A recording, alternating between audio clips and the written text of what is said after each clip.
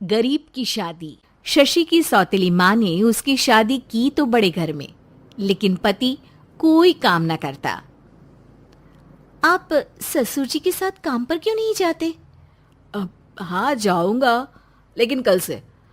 आज जरा मैं दोस्तों के साथ घूमने जा रहा हूँ।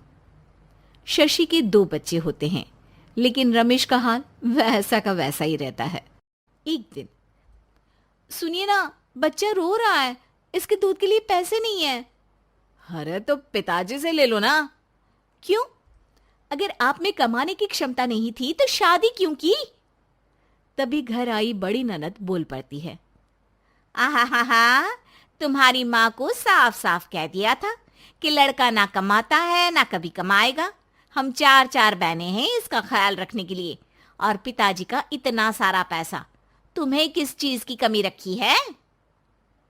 लेकिन थोड़े ही सालों में तकदीर बदल जाती है। शशि का ससुराल गरीब हो जाता है। सब बिकने के बाद शशि अपने पति, बच्चे और सास के साथ किराए के मकान में आ जाती है। मैं कोई नौकरी करना चाहती हूँ दीदी। अरे इतने बड़े घर की बहू थी शशि, तुम नौकरी करोगी? नहीं नहीं नहीं नहीं। नहीं करूंगी तो घर कैसे चलेगा? बच्चों को भी तो पालना है ना। तभी शशि का भाई आ जाता है। शशि, ये ले राशन का सामान। किसी भी तरह की कोई भी जरूरत हो तो बताना।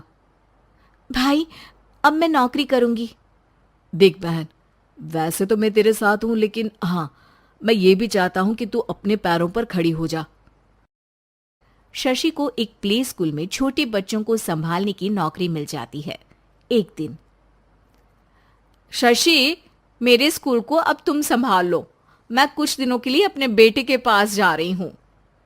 लेकिन प्ले स्कूल अकेले मैंने कभी नहीं संभाला है। अब ये सब मैं नहीं जानती। इतने महीनों में तूने जो देखा, बस पूरे आत्मविश्वास के साथ उसे करना।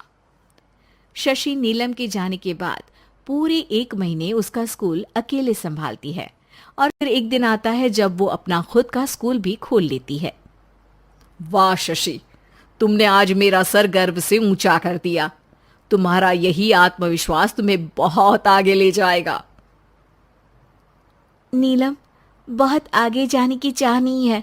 बस ये छोटा सा स्कूल मेरे बच्चों की अच्छी शिक्षा में मेरी मदद करे, यही मैं चाहती हूँ। शशि थोड़े थोड़े पैसों से ही अपना परिवार पाल रही थी। एक दिन उसके घर उसकी बड़ी ननद आती है। अरे भाभी, घर में कूलर तो लगा लेती, मेरी माँ को कैसे पंखे में लिटा रखा है? अरे तो शशि कौन सा एसी लगा कर सो रही है? वो भी तो यहीं रहती है ना मेरे पास। ज्यादा यहाँ आकर मेरी बहू को परेशान न किया करो। हाँ हाँ, मुझे भी शौक नहीं है इस छोटे से घर में आने का। मैं तो बस ये बोलने आई थी कि मेरे बेटे की शादी है तो ननिहाल का जो नेग होता है वो ले आना।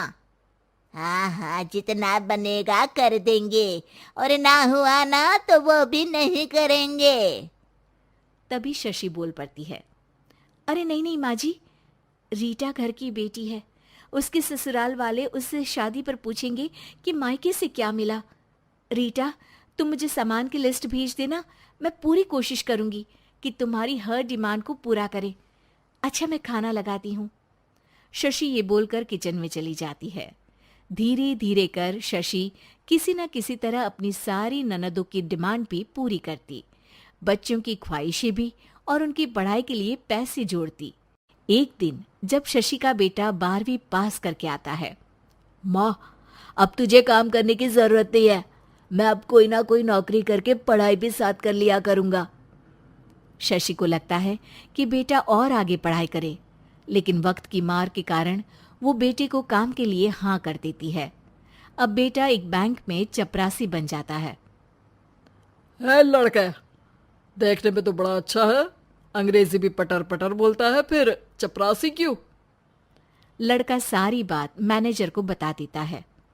अच्छा, तो मैं तुझे एक मौका देता हूँ। तू यहाँ रहकर दूसरे डिपार्टमेंट का भी काम सीख। अगर तू किसी एक का भी काम अच्छे से सीख गया तो मैं तुझे यहाँ टेबल चेयर में बैठने वाली नौकरी दे दूंगा। लेकिन एक दिन शशि की ननद उसे फोन करती है। अरे भाभी, देखो मायका तो मेरा तुम लोगों से ही है। मैंने आपके बेटे और मेरे भतीजे प्रदीप के लिए यहाँ एक नौकरी देखी है, पूरे 5,000 मिलेंगे। वैसे करता ही क्या है, चपरासी ही तो है ना। कोई बात नहीं रीटा, मैं उसे इस शहर के बाहर नहीं भेजना चाहती हूँ। बाकी वो शाम को आएगा तो मैं पूछ लेती हूँ। वहीं प्रदीप मैनेजर की बात से खुश हो जाता है और मैनेजर के काम पर ही नजर रखने लगता है। वो उनकी तरह के पेपर पढ़ता, काम करता और आने वाले लोगों की बातें सुनता। एक दिन बैंक में ऑडिट वाले आते हैं। ये गलत है, पूरी बैलेंस शीट नहीं मिल रही है, कहीं ना कहीं गड़बड़ है। ए मैनेजर, क्या करते हो? बैंक के पैसों का हिसाब सही नहीं है। मैनेजर के पसीने छूट जाते हैं। तभी प्रदीप वहां जाता है। अब क्या मैं ये बैलेंस शीट देख सकता हूँ? अरे बेटा मजाक नहीं, जाओ पानी लेकर आओ एक गिलास। प्रदीप मैनेजर को पानी लाकर देता है और फिर ऑडिटर से कहता है, देखिए सर, मैं आपको बता सकता हूँ कि कैसे बैलेंस शीट को आप लोग गलत तरीके से जोड़ रहे हैं। ऐसा बोलकर प्रदीप एक एक कर सारे डाउट क्लियर कर देता है। अरे हाँ, ये तो पॉइंट हमने देखे ही नहीं थे। गुड, कौन है ये बच्चा? तभी मैनेजर बोल पड़ता है, अब हमारे यहाँ अकाउंट में नया आया है।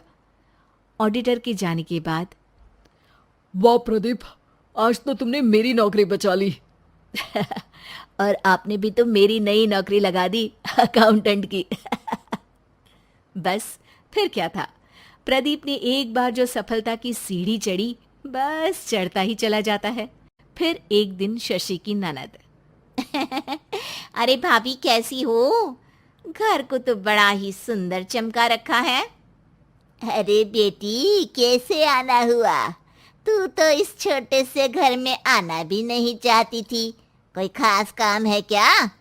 अब हाँ, वो माँ, मेरा जो मजला बेटा है ना, वो अकाउंट से पढ़ाई कर रहा है, तो प्रदीप से बोलकर उसकी भी कहीं अच्छी नौकरी लगा दो ना। सास और शशि समझ जाते हैं कि कैसे पैसे आते ही लोगों के बात करने के तरीके से लेकर रिश्ते निभाने तक में बदलाव आ जाता है।